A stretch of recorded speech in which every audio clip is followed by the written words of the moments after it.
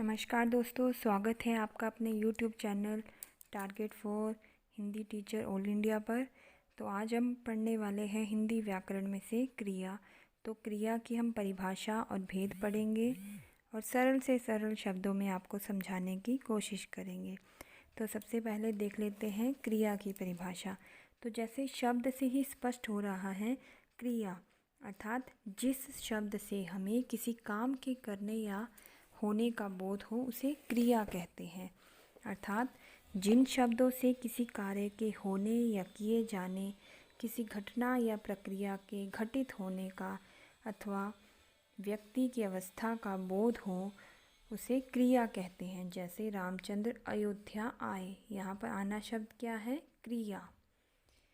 तो आगे देखेंगे क्रिया के भेद। क्रिया के दो भेद हैं, अकर्मक क्रिया और सकर्मक क्रिया। तो इनके बारे में हम विस्तार से जान लेते हैं। सबसे पहले है अकर्मक क्रिया। जैसे शब्द से ही पता चल रहा है अकर्मक, कर्म के आगे क्या लगा हुआ है? अ। जैसे एक उदाहरण से स्पष्ट किया जा सकता है, जैसे समान शब्द है, समान के आगे अगर अ लग जाए तो वो असमान हो जाएगा, यानी कि समान नहीं।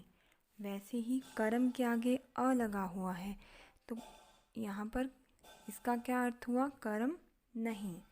अर्थात जिस क्रिया के लिए कर्म की आवश्यकता नहीं होती है और क्रिया का फल केवल और केवल कर्ता पर ही पड़ता है, वहाँ पर अकर्मक क्रिया होती है। जैसे चलना, फिरना, हंसना, रोना, दौड़ना, भागना, मुस्कुराना आदि।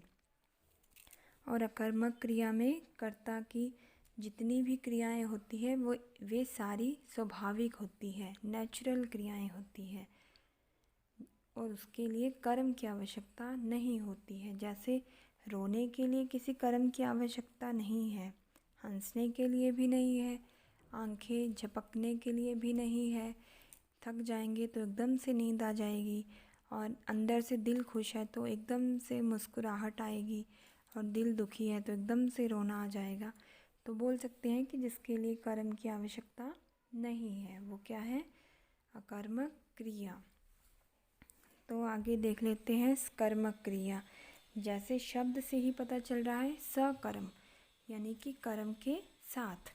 जिस क्रिया के लिए कर्म की आवश्यकता होती है और जिस क्रिया का फल कर्ता पर ना पड़कर कर्म पर पड़ता है, यानी कि मेन जो फोकस होता है वो कर्म पर होता है। जैसे पीना, खाना, लेना, देना, दौड़ना, पढ़ना आदि, ये सब क्या है? सकर्मक क्रियाएं हैं। जैसे सचिन क्रिकेट खेलता है, तो क्रिकेट खेलना क्या है? सकर्मक क्रिया। अगर ऐसे लिखा जाता है कि सचिन खेलता है तो वो क्या है? अकर्मक क्रिया, क्योंकि कुछ भी पता नहीं है कि वो क्या खेल रहा है। लेकिन जैसे ही लिखा कि सचिन क्रिकेट खेलता है तो क्रिकेट शब्द से पता चलता है कि यहाँ पर कर्म है। कर्म क्या है? क्रिकेट, यानी कि वो क्रिकेट खेल रहा है। इसे सरल शब्दों में भी समझा जा सकता है, जैसे नीचे लिखा है अकर्मक क्रिया। अकर्मक क्रिया में कर्म की आवश्यकता नहीं होती है और इस क्रिया में क्या प्रश्न करने पर कोई संज्ञा प्राप्त नहीं होती है। जैसे मैंने अभी बोला सचिन खेलता है, तो मैं प्रश्न करूँगी सचिन क्या खेलता है?